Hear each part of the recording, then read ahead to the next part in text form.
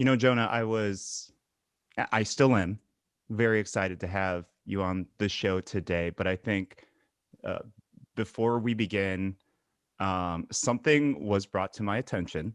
Mm-hmm. And I'm not one for gotcha moments, so I don't want to, let's just put all the cards on the table here. That's right. It's been brought to my awareness a tweet of yours from June 16th, 2021. Let me just read this verbatim. If I were mayor, I wouldn't stop at one. I would ban all podcasters from the entire city. That's the Jonah Paul promise. Yeah, I know how this might look to some people, but I just want to reassure you that I do mean what I say. If I'm mayor, that's happening. And just to make your listeners a little at ease, I promise to refund everybody who's paying on the Patreon. So don't stop. Some bullshit, man. What is happening? Kind of platform is He's this? commandeered our fucking show. Yeah, get out of here. You know what? Hey, we can work remote. We'll make it. We'll terrorize everyone still. Oh shit! Did I say terror? Oh. All right. Shall we? Let's do it. Yeah. Voices, the things they said. Voices, some from those dead. All the voices heard. Voices, things we say. Voices, they're in your head. All the voices heard. Hello, everyone. You have Kempa. And Shannon. And Jonah. Yes. Jonah Paul, good to have you here today. As folks can probably hear, we have no Flo. Flo is running the Measure U committee, joint with the police commission, the police oversight committee. We're recording Monday evening. She will be back soon. Skylar, of course, will be lurking in the shadows. You'll never know when he's going to be on next. That's right. That'll be a surprise. Should I be worried? Yeah. But Jonah, let's, I've been meaning to have you on. Apparently this isn't your first rodeo with Voices. Yeah, one time I was on, an early guest, I think. I was in Anthony's bedroom for Voices interview on tenants' rights and rent control in Sacramento. We've all been in Anthony Sino's bedroom. This was the first iteration of the Voices podcast. And for folks, listeners who might be newer, I do recommend going back and listening to the first 22 or so episodes. Totally different format, but you will love it. It was, I don't know, I think it's just some really cool stuff. But Jonah, you are here today as a member of a union, one of the largest unions, I think, in the country, SEIU 1000 here in California. We're going to be discussing some of the leadership stuff going on there today. Let me just take a step back and say, for folks, let me put it this way. You might be wondering, what does a union have to do with me? But this is actually a really interesting, weird story. Folks have been seeing in the news headlines all over the place about a new president of this union, his name being Richard Lewis Brown. He has been on record as saying, "I am your vaccination." I believe he believes that God has sent him to be the president of SEIU 1000. There is a particular number that he really likes to recite. Have you heard this? It's like 7347 or 7. Now I feel bad. I don't know what the number is. And he sort of just rattles it off left and right and claims that it has some very large meetings. 7437, that's the number. Mm-hmm. very interesting, weird guy. He has brought union work to a screeching halt, and we'll get into that. But let's just take a step back, because we got to figure out how, first of all, what the problem is, how this became a problem. But I think we should really let folks know about why SEIU 1000 should be something they pay attention to. So Jonah, can you just start out with what is SEIU 1000 and why should people in Sacramento and throughout California care? Right. So SEIU Local 1000 is the union of the civil service of the state of California. So it represents about 96,000 state workers across the entire state.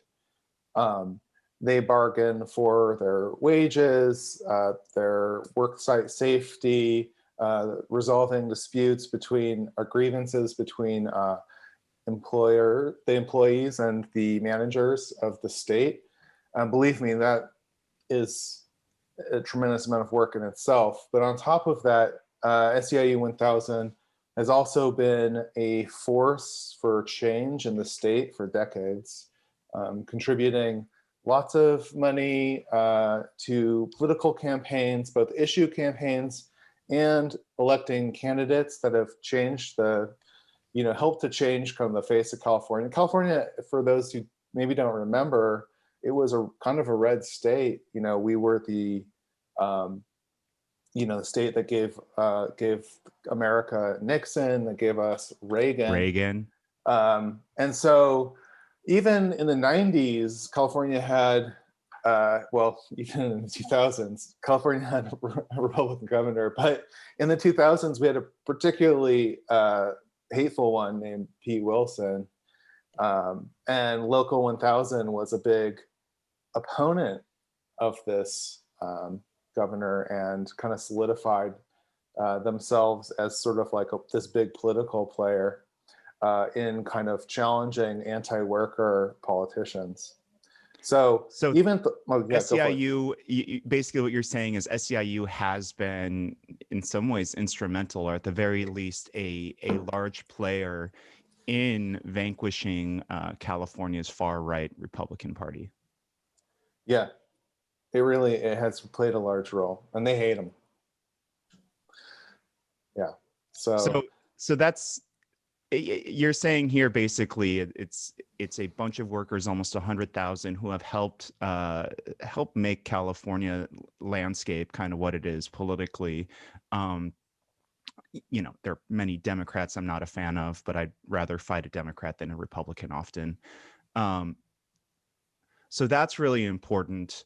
Can you talk us through, I mentioned this new president. Can you walk us through how we got to where we are today, where 100,000 folks in this union are being they're led now by this guy who is, he's just totally off the rails. I've watched a few meetings already. Yeah. And let's just use a baseline of, you wrote a fantastic piece at thestrikewave.com. I believe it was titled "Graft and Disaffection Hits California's State Workers Union." And I thought, this is why I wanted you to come on today. You gave a really interesting historical perspective on how SEIU got to where it is today. Yeah. So, while we do represent almost 100,000 workers across the state, the union itself is smaller. It's about 53,000 members. And of those 53,000, about 20% voted in the election. And they elected by a plurality, not a majority, but by a plurality, R.L. Brown, Richard Lewis Brown, with 33% of the vote. And that was this past summer, right? Yes, that was in June. Okay. Yeah. So election was a month long. And believe it or not, 20% doesn't sound very high to you. That's about, it's about 8,000 plus,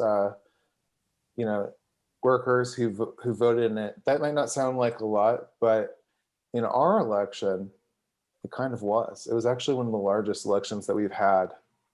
And I've looked back since we started, having these elections back in, 2000, I think it was 2004. And yeah, I don't think we've had one quite so big since like the very first one. See, now that's interesting because I think the mainline discourse, your Sacramento Bees, your insider politicos have been blaming low voter turnout for why the previous president, who has run it for over a decade, fell this time around. Yeah, I mean, actually, they're half right in the sense that, like, no one should be comfortable with 20% voter participation. It's pretty average for a union election from what I've been told by other union staff across the country I've talked to. But, it's nothing to write home about, and with so much on the line and so many, there were 5 people running for president. And in our union, the president has come to be the most important role, more so than it ever was before. And that's part and thanks to our previous president, Yvonne Walker. She's a very effective leader in the sense that she can move people to action. Not on the scale of the entire union, but on the scale of the numbers that she needs to secure her power. So she's a very effective, union, a president who could kind of, wield the levers internal to the union without having to maximize the amount of participation until she couldn't really control it anymore, which was what happened. Okay, so let's talk about her for a bit. She, when did she first become president of SEIU 1000?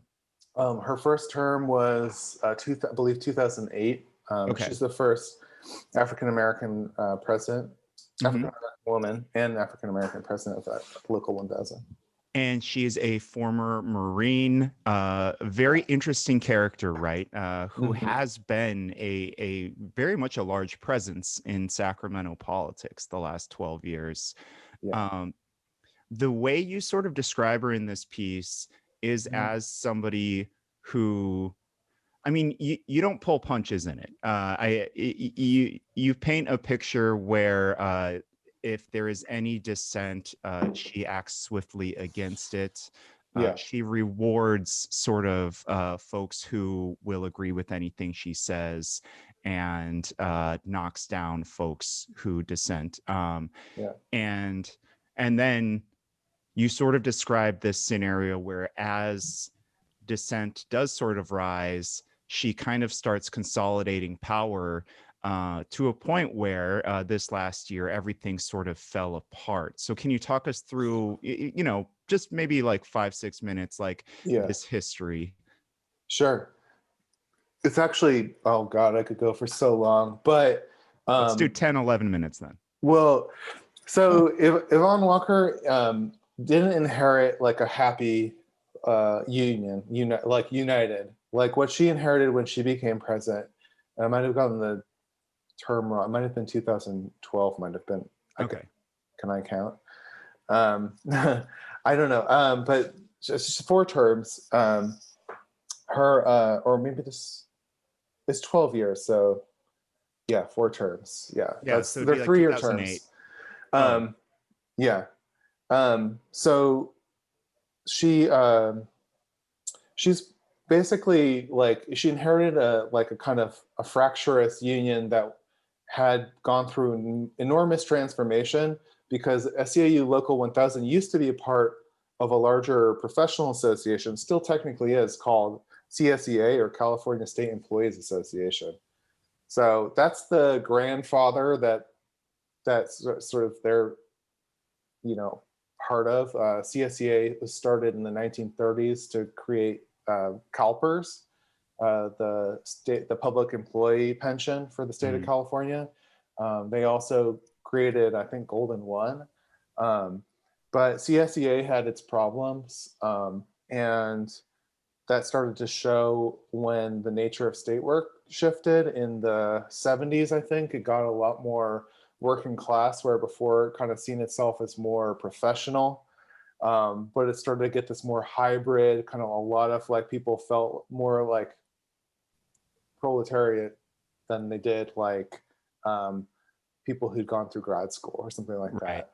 And so a professional association might not have the kind of struggle in the workplace ethos that's required for like the state service. And the CSEA also housed retirees. It housed the managers. And so you had like kind of uncomfortable situation between like, because managers and the retirees actually controlled the leadership of the CSEA, and the civil service didn't really have the say, even though they were by far the largest in number within CSEA. So there was sort of a reform movement. It started in the 90s, actually started over Pete Wilson cutting state workers' wages by 10%. And it's lasted for about 12 years, where the demands of the rank and file was to have an independent union, and to do that they wanted to incorporate, which you can get into the weeds about all this corporate code in California, but basically they wanted autonomy from the managers that were like really screwing them over. Yeah. And so they eventually succeeded in breaking, right? Yes. So in like early, I think it was 2004, they officially were like, they could hire their own staff without managers or CSEA like the board like meddling. And that's super critical. If you're a union, you need to control your own staff to be able to organize. Right. And if like managers can tell you what you can and can't organize, that's not gonna work. Yeah. And I know correlation doesn't equal causation, but I should note that, you said they formed in 2004. We haven't had a Republican in statewide office since 2006. And I think that's pretty interesting. Obviously, the things were going in that direction already, but that's pretty interesting. Yeah, I mean, it happened just in the nick of time, because when Schwarzenegger took over from Gray Davis, he put forward several ballot measures that would gut public sector unions.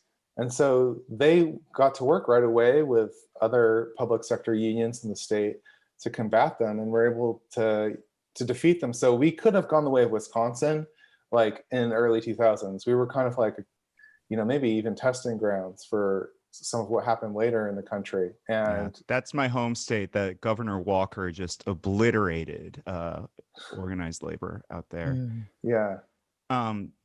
So bring us to the reign of Walker around 13 years ago, so 2008. What did she inherit at that point?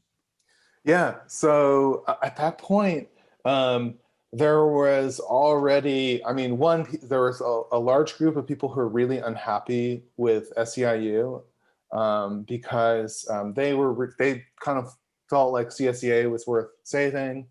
For one reason or another. It's probably more complicated than I can probably do justice. But there was a significant number of people who were upset about the new trajectory we were on. They were a little older set of folks, and probably, higher classifications, but, that was their opinion. So they were fighting against some of what was going on, the changes that were going into place. And then on the other hand, you had people who were burnt out, who maybe had were personality disorder people. There's this guy named Ken Hamidi, who he really wanted to Intel worker, right? Yeah, he started off at Intel. He won this big civil rights case or civil liberties case against Intel about work email, and so organized labor liked him. But he was just off. He was like kind of big head. Also a little far right in his ideology, no? A bit, yeah. I mean, yeah.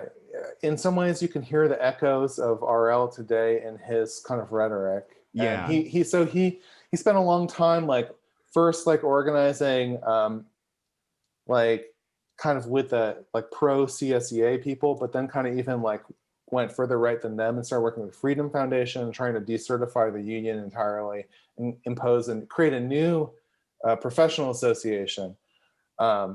So he was a huge distraction, and he's still got this looming court case that could potentially bankrupt the union. But let's keep moving forward with sort of the reign of Yvonne. I really want to get to RL Brown, pretty soon. So yeah, let's do that. So can you tell us sort of like her ruling style of SEIU 1000 and how this sort of it appears, and tell me if I'm wrong, that it sort of brought morale down a bit, and it really factionalized this mighty union. Yeah. So over time, I've gone in like the organizational charts of the union, and under her tenure, you go from having a very large staff of organizers, a field, working the field that is like representing member issues out in work sites across the state. You go from that to 2020, and it really emaciated, like a skeleton of a union, barely any organizers, the org chart doesn't even make sense. And if you were to look at the two, you go like, what the heck happened here? Well, over her tenure, there was just a lot of opposition to her. Some of it legitimate, some of it far right. There was obviously racism in, state workers not immune to it. And so there were people who weren't comfortable with a Black leader. That's true, that you just can't get around to that. But at the same time, it became kind of like a way for Yvonne to kind of also sidestep some accountability over time, and became the go-to kind of like, I remember meeting somebody like several years ago when I was just getting acquainted with SEIU. I've only been in state service for a year. And I was like kind of asking like, what's the deal? Because there's already these fractures. And they're like, well, there's like good people, and then everyone else is a white supremacist. And little reductive. Oh yeah, a bit. But they were a staff member for the union. And so like that's the mentality that was kind of like kind of mentality that they were working with to kind of leverage that to kind of get to their goals, which they could do for a time. And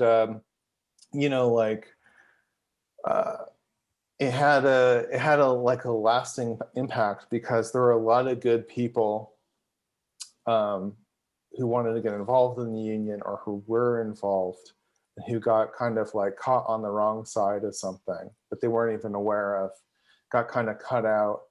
And like there's also like, so the union structured in as follows: there's a president and a couple of vice presidents, and then there's board members. They basically are, the board members are like the presidents of geographic chapters across the state. And the board, it's like any other kind of corporation, board of directors, right? They kind of like, sign off on things, pass resolutions, that kind of stuff.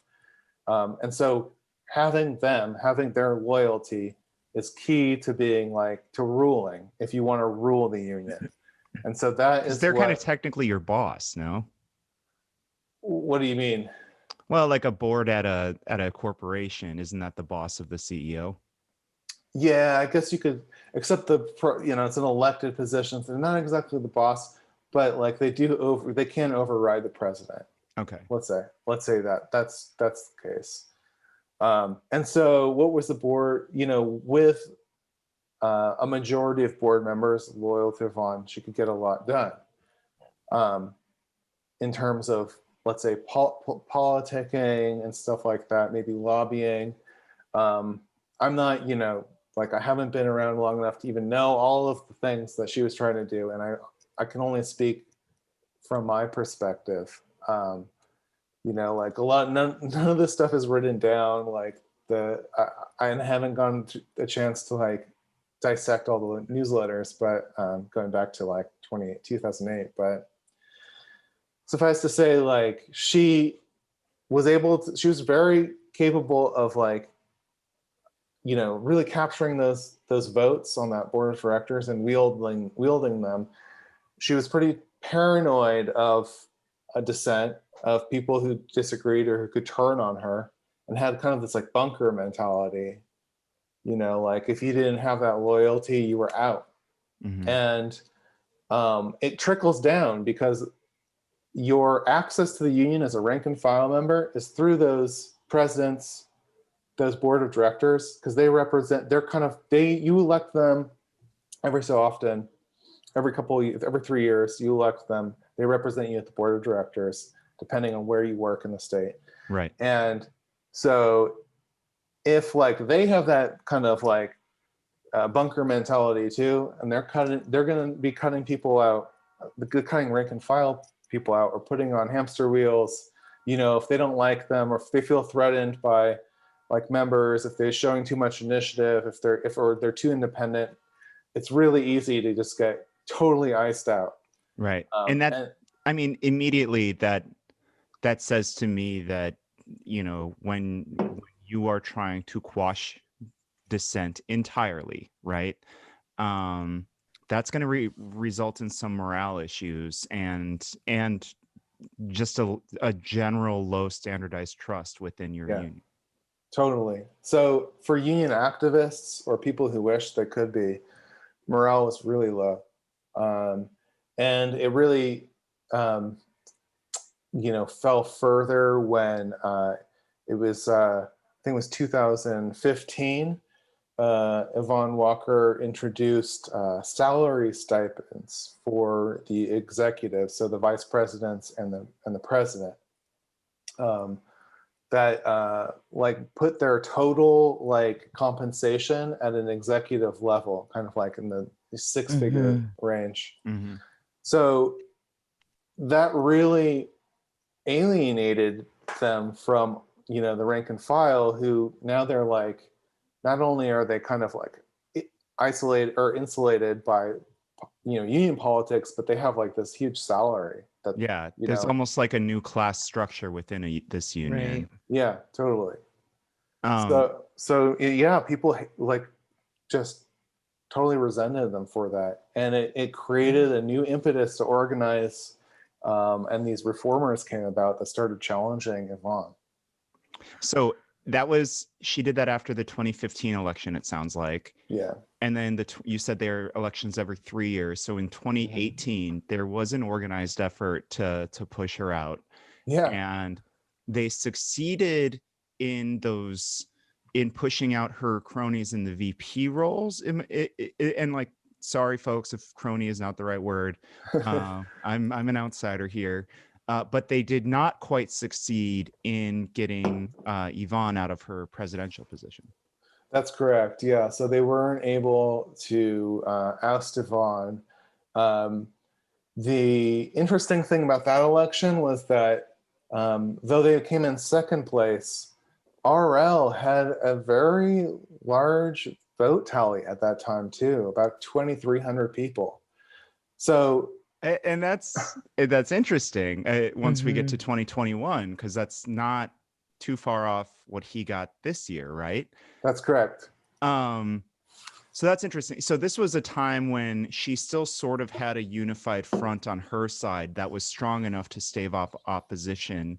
And it wasn't until she sort of, and I think I read this in your piece, after 2018, she kind of started out politicking the new VPs, sort of cutting them off from information being power, very much, cutting them off from being able to do a lot of the work they promised that they were going to be able to do. Totally. And it resulted in this, I think at this point, a fractionalized space where even the folks below her weren't trusting her. And then this opposition group that had been so strong together had even fractionalized over on their end. Right. So now we have this entire sort of fragmentation among leadership, leaving 21's elections wide open. Is that accurate at all? No, yeah, that's a good summation, because like basically, yeah, like their most, the thing that unified them more than anything was opposition to Yvonne. But when they, I think they all kind of sensed like the popular, opposition to Yvonne, and that they could be the one that wielded it, that like took it over. So rather than staying unified, which is what they should have done, they split into several different camps and sort of like brushed aside that RL had just gone 2,300 votes, Sure. 3 years ago. It's like, even myself, like, I was like, it wasn't until May, I was like, I can't really tell what's going on. No one can really tell what's going on in an election, in a union election. Like, it's unless you're like connected to the like a big organizing effort, like it's a complete black box. So I'm just sitting there going like, I don't really get it doesn't feel like energetic to me here, but maybe in other parts of the state it is. And that's the only thing I can, count on. And then I was like, but, if RL got 2,300 last time, the time before that, he got 800. Right. Maybe we're What in if? trouble. Yeah, what Yeah. if? Yeah, I started thinking that. And I'm like, well, nothing I can do about that now, like with a month to go. So the election happens and he gets how many votes this time around? I believe it was it's like 26 or 2,700 thereabouts. Yeah, Maybe it's and it's 28. about 1/3 exactly of the votes, which it's first past the post-election. So if you have a plurality, you don't need 50%. You are the new president. Yes. And Yvonne's camp and her opposition camp were so fragmented once more that he actually squeaked by. Yeah. Can we talk about R.L. Brown, the man? He is this guy. fascinating to me. Very.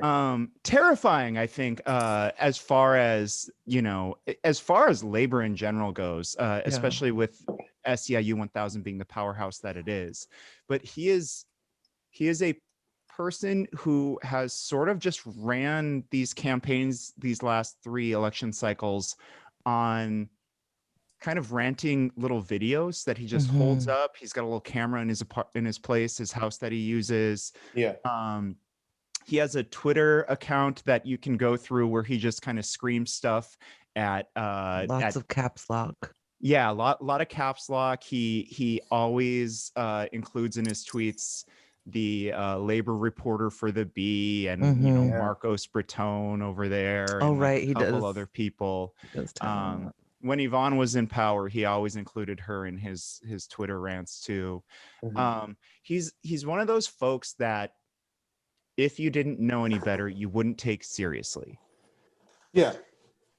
I think what sticks out to me about this guy is that like all of this dysfunction that Jonah is sharing with us becomes even more real, and it really that really starts to set in when you realize who the next person in the seat of power is, right? You realize just how messed up stuff was from the inside, like where the leadership wasn't connected to an appropriate framework, but rather was so connected to themselves and working for their own sort of agenda rather than an agenda for the worker, right? So then all of a sudden someone like this guy who comes out and has some like his platform is weird.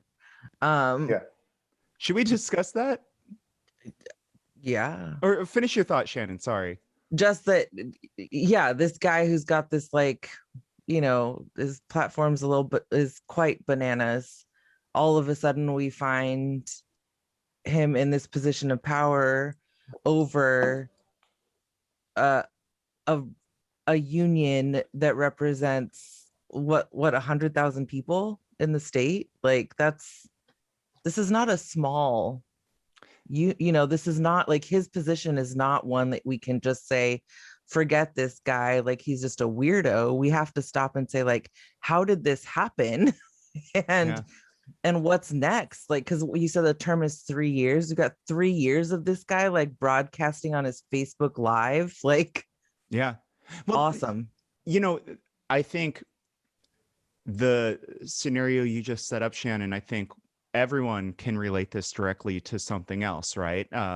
To a moment in an election Yeah. where the people don't see, the people in power don't see what's coming because they don't see that their structural inequities that they continue to perpetuate are harming people over and over and slower and harder.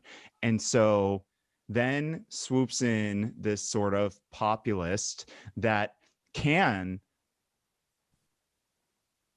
harness the anger, the righteous anger that folks actually have. And Jonah, you've described very well kind of why people should be frustrated at SEIU 1000.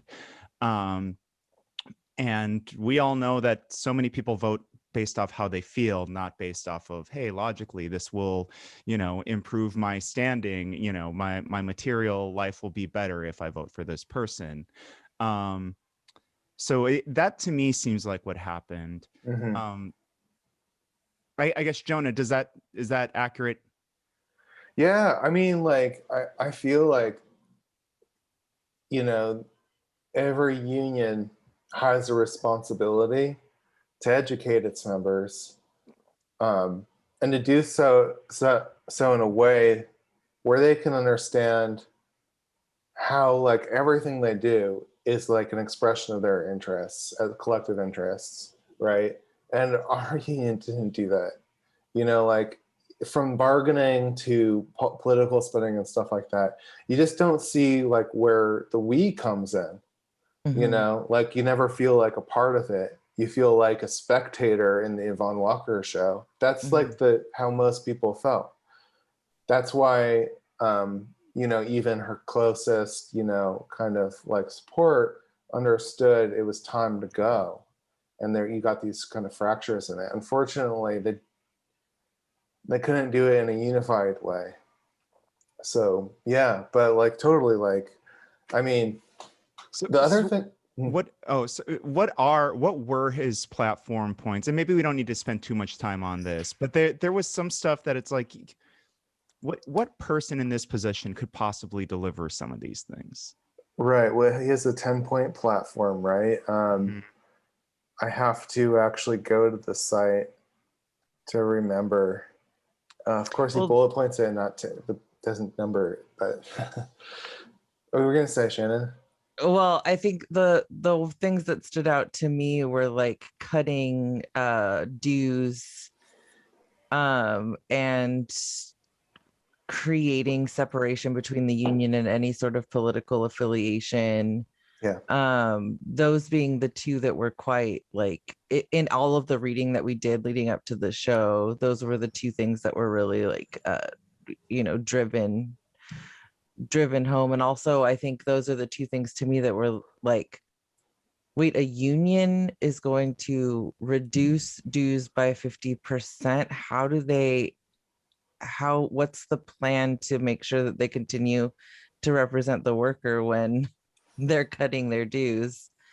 And understanding the way unions work, how do you separate yourself from any political alignment? Like the Fight for 15 is a political, that's politically driven, and a union should be aligning itself with making sure that people are getting paid at least $15 an hour, but certainly more than that. And this guy is like, we're done with all of that. Yeah, he's philosophically opposed to unions pushing social issues, which is ironic because that is the one thing that people remember about unions and value about it in society at large, is like, it got us the weekend, it got us the 8-hour workday. You know, these aren't contracts, these aren't about your, you know, they got us minimum wage, you know, but the thing is that those are all social accomplishments. No one thinks about unions as like, oh, you know, like they got, you know, the staff services analysts a $1 raise in the state of California in 1990 or something like that. You know, like that's not like what is solidaristic about unions and what gives them their power. So there was a division a long time ago during the Gilded Age, which you could argue is kind of occurring again, where like there was a guy who was the head of the AFL-CIO, the president. His name is Sam Gompers, and he argued the same thing.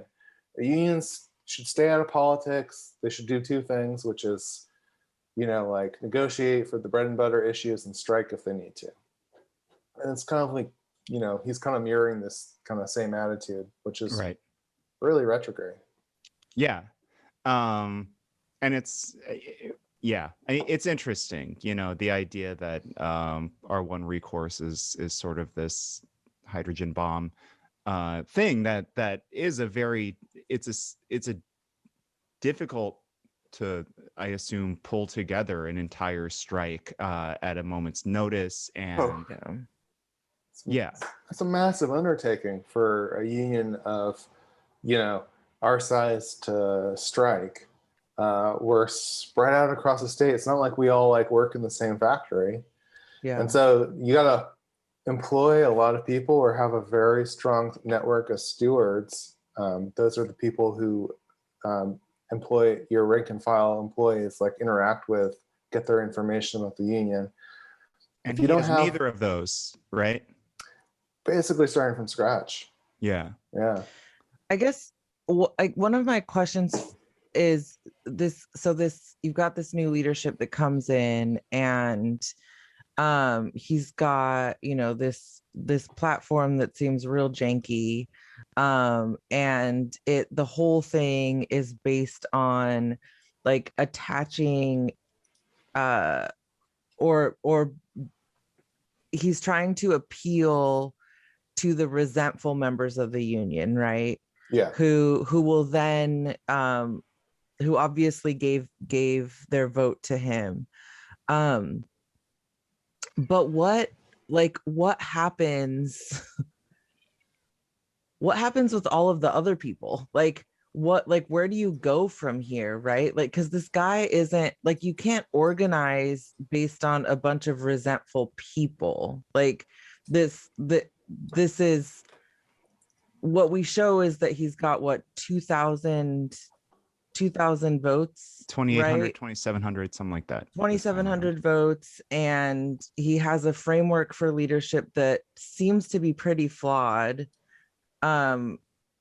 But there's 100,000 people in the union. I mean, I guess it's possible. I'm not going to say it's not possible to organize off of those couple thousand people, but I guess that's where the danger lies, right? Is that in 3 years, what could happen, and how do you activate the voter base that didn't turn out against him? Can I just also just add, I don't think he wants to organize, which I think is the problem, right? He is reactionary. He does not believe in the modern union. This is why he gets invited on Fox News multiple times. This is why the Wall Street Journal writes glowing pieces on him.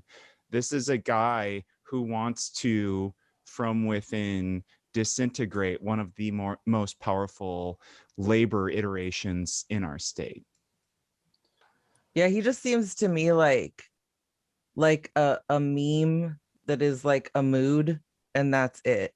Yeah. And I don't mean to make that, because I think it is more serious than that. Like, I think that there's a lot at stake when you have a leader of such a large group of workers that doesn't know what the hell they're doing and has like the potential to just like, I guess not erase a union, but what, like, there's at one point, Jonah, in your piece where you say, like there won't be a union left if the union continues on this path led by him, right? Mm-hmm. And so I think that is the, like, that's where my mind has taken me in this whole discussion. Like, and how do you catch it early? Right. How do we turn that around, Mm-hmm. and activate the folks who are interested in the worker, in like upholding workers' rights and pushing forward an agenda that makes sure that folks are treated equitably in workspaces. Right. Yeah. I mean, like, you know, he's formidable because he's doing things that like people have been so hungry for so long, that are just like, I mean, in spite of them being incredibly shallow gestures, like he has a live YouTube, or like a live stream every week where he lets people kind of, you know, speak their minds, and he, you know, tells them the right or wrong. You know, it's a weird. He orates Like, for like 2 hours. I've yeah. watched these. Oh my It's gosh. so interesting. Mhm. Shannon, he also does a thing that you do. What? Well, like it's just this like this little like single word phrase that he says that when he did it, and he does it over and over again, I'm like, that's like Shannon does that. He will go on these very long rants, and then at the end of the rants, he will like break out of his sort of like intense emotional state and go, okay. Yeah, he does that. It's like, Shit, it's I so do that. strange. You do. It's so weird. It's so weird. But yeah, he's it's like this is what a strange tick. But yeah, Shannon, to your point, like about like what can people do? I mean, you know, there's a lot of things that people can do. Like there's a lot of ways that people can organize to maintain the integrity of the union. But there's a lot of, you know, like landmines too, because you know, like some of the stuff that like we did in the union, like to get the union, is stuff I always thought was like, you know, like several years ago when I was kind of like getting really excited about, you know, like unions being this like, you know, really liberatory thing for workers. I was like, oh yeah, like we gotta shake up all these like sleepy unions, like and get like really excited like militant workers, like you know, running them and stuff like that. And then like I come to realize like, whoa, like that actually happened to my union. And this is kind of like what we're looking at, sort of like fallout from their success. Because you can't maintain like a big excited militant front forever, right? Like eventually people get old, they retire, they have kids, you know, things happen, and they can't keep on being like intense in that way.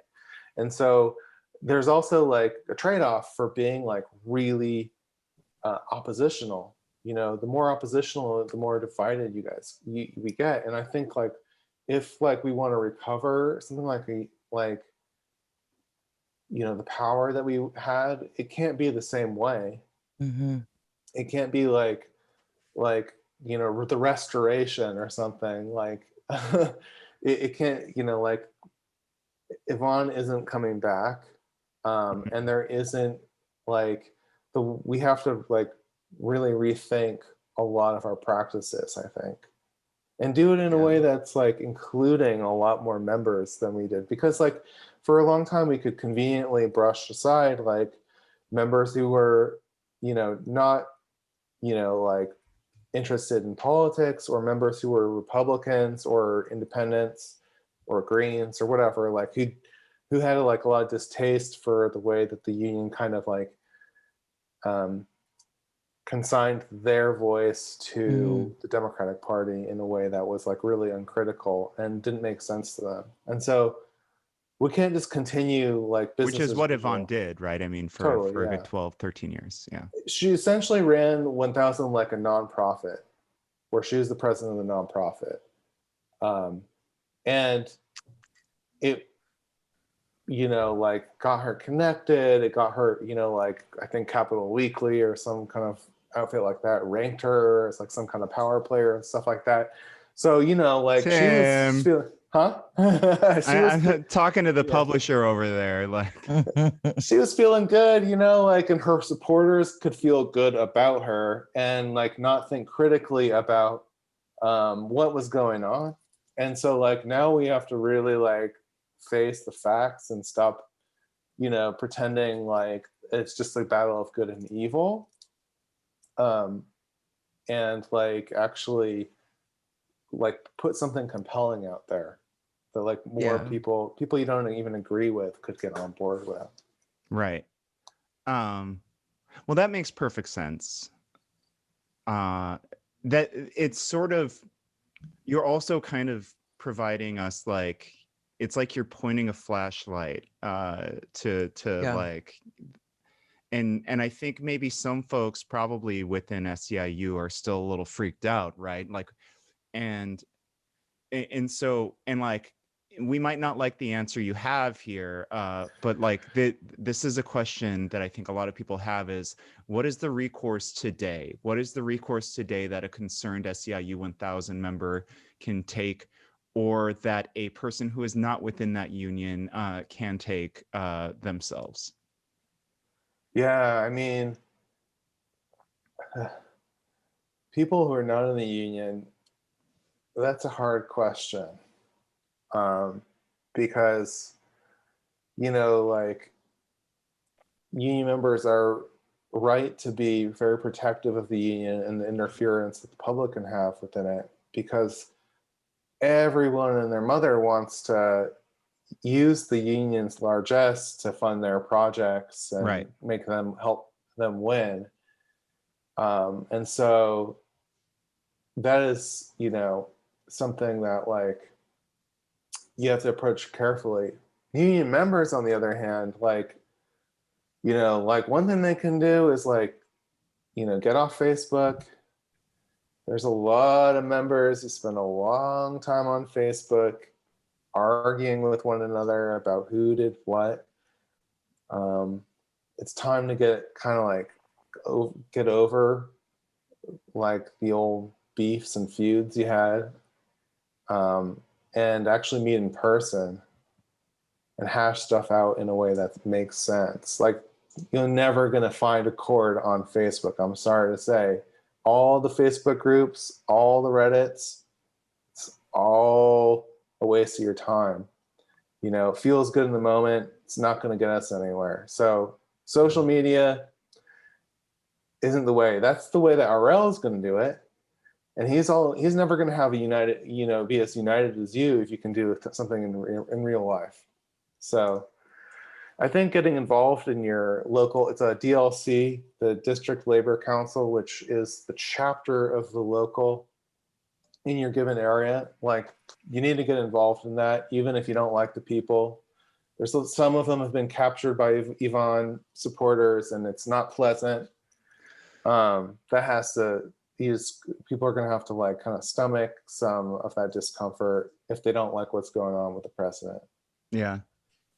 Can I ask what happened with, you know, this new president, R.L. Brown, claimed that, you know, when he was running, he was saying to non-dues paying folks that I will pay your dues so that you can vote. And this on its face seems like a very, I think, potentially illegal, if not at the very least totally unethical move.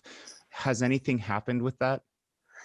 So no, there was a protest filed by Miguel Cordova, who is another candidate for president. They're the only candidates from the election can file protests against others in their election. So he filed a protest against RL. The elections committee decided it wasn't within their purview to be able to like assess the validity of the challenge, because it just was outside of like what they're granted. They felt like their powers were granted, that were granted them. So the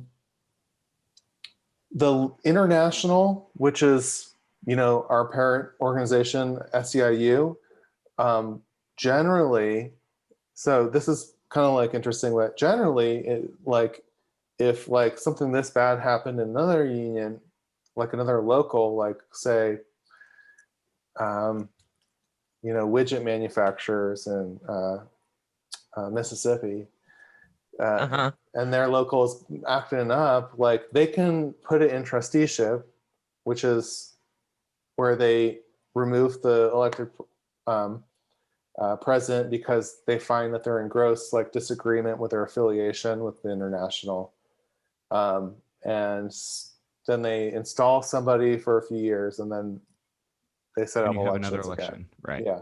Is that something that can happen here? No. So our agreement with SEIU is ancient, from 1984, and it is explicitly like designed to give autonomy to the local. The whole reason that we even affiliated with SEIU originally in the 80s was to give us immunity from being raided by the Teamsters and AFSCME, two unions that were aggressively poaching public sector workers in the 80s. And so the CSEA like incorporate, you know, like affiliated with SEIU, and like as part of the agreement, SEIU can't trustee them. They can only give them recommendations unless like the board was to invite them to do so. So chances are pretty slim that that's happening. So like, yeah, like instead the International's been dead silent about anything going on in our local, kind of pretending like it doesn't exist. Okay, I'm grasping for straws here. Yeah.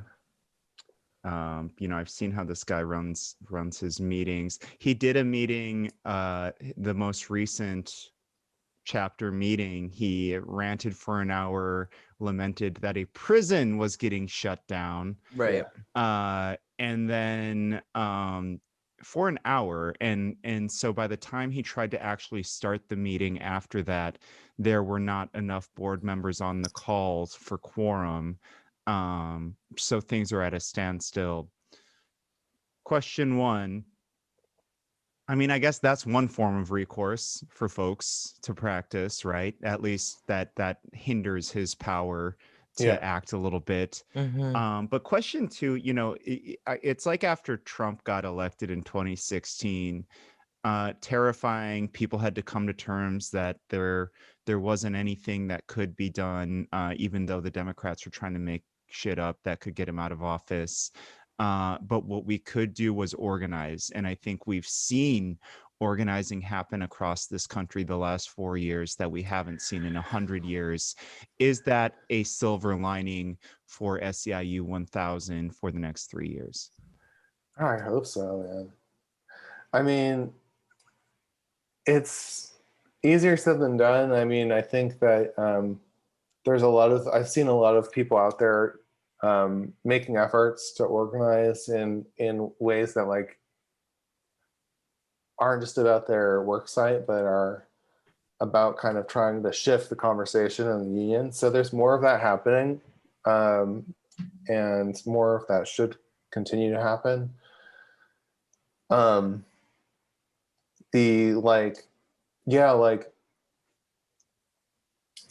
Organizing like against the president is, you know, like as the board of directors demonstrated, they can do stuff like they can quorum bust, you know, like they can be kind of like activist members of the board of directors and kind of frustrate him I think that they have to be careful about how they do that, because if they just look like obstinate and like they're not going to let business as usual, just like they're not going to let any business happen, like it's going to start to look bad for them. I hate to say it, even though I sympathize with them, just because most people, they just want raises, you know?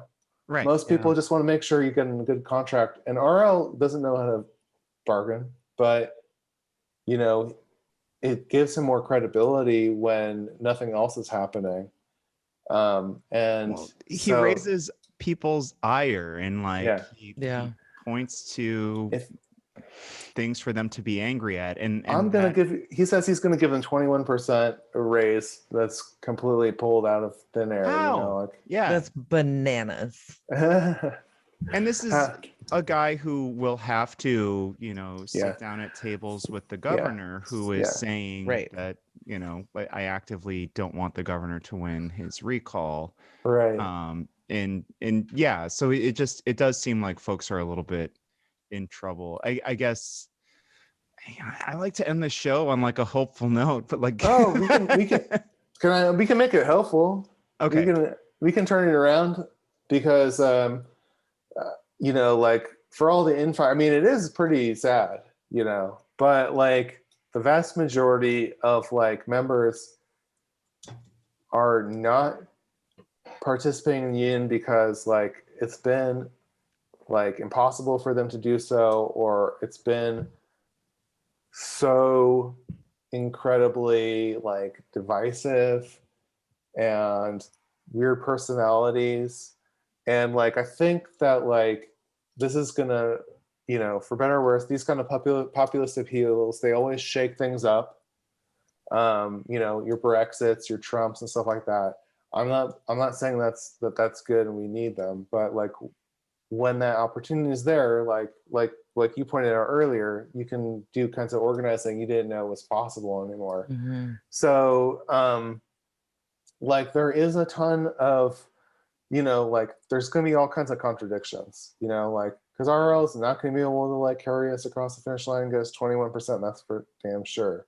But like we can find out how, you know, find our collective power with one another, and maybe that we can make something happen there and realize like that we don't need that president, you know, and that we have the power is in our members, because that's always true. I mean, the thing is that like over time, like, you know, that kind of consciousness can dissipate. I don't know what it is about the movement of like members like coalescing into like a one solid fist, and then kind of like it kind of evaporates. But that seems to be like a Spock hand. Yeah.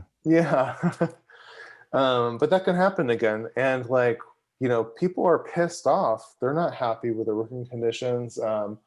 I mean, I think people are kind of like a little, you know, cool with telework, but I don't know that they will be forever. I mean, you see some of the problems. I mean, I have like almost like a work-related injury here, you know, like it's a little like tendonitis. Like I don't have like I need to talk to my manager about like my my setup here. But you know, like the state can't give people like their you know, they can't give them ergonomic setups. You know, they just send us home with like random computers. They're like, go, you know, like don't kill us. You know, we don't want to. Managers don't want to die of COVID, so you're all going home. They were completely opposed to it before. So you know the conditions that are, you know, things are changing so rapidly that it gives people a lot to talk about with one another, and when they have that, you know, there's opportunity. So that's a fantastic. I love that silver lining. In times of great sort of confusion, unrest, question marks, there are always very, very many opportunities to improve things. Yeah, I mean, it may be our fatal flaw. We have to think that way, but at the same time, like it's true. Like it's just like there are these opportunities there. The courses that were never taken before are still like right there where they were before. Like we still have the union, RL still only having so far bad like Facebook videos, and like we should be taking full advantage of that and pointing that out, and like building something real that can actually get this union moving, so that when we go to the bargaining table, we can actually get something that we want, rather than whatever the hell this guy thinks we want, which who knows what he's gonna come up with. Yeah. As you were sharing your silver lining, which I'm grateful for, because I was feeling like I was going to walk away and just be real pissed off. I still will be, because it's my general state of being. I was thinking about how similar just like living kind of like in the world day to day is to perhaps like, being a member of SEIU right now under this leader where, you might have like personalities that don't mesh, and like, things aren't fun or funny, and you don't have like solidarity. And you certainly don't have like an ergonomic space to get the job done. And I was wondering, Dave Kempa, friend and founder of Voices River City, if you know of a place where one might be able to relax in an ergonomically safe position, where personalities are fun and funny and there's no divisiveness, and just like be with friends and listen to perfect takes. That's a beautiful question, and I know that there's one that you can actually do in person, but only if you're a patron of Voices River City. This coming Saturday, July 24th. I knew that. Totally know what day it is. There will be a hangout for patrons. You should have gotten it in your email. If you're not yet a patron, we still have about 10 slots. But that's closing up fast, so become a patron and then join us for a hangout just off the central city grid, just chilling with drinks and snacks and like getting to know other like-minded people, other lefties of the region, just helping us realize that there is community. There are a lot more of us than people think. That's how you can do that physically, but if you want to just like ergonomically feel good on the web, there's one place called voicesrivercity.com. That's where you can find all of our episodes, all of our old news and arts coverage. You can find us on social at Voices River City on Twitter and Instagram. We are Voices River City on Facebook. Although, man, I hate Facebook these days. We are also, we have a store, voicesrivercity.com/shop. But if you come to our meetup, we will have our merch there. You can just buy it there.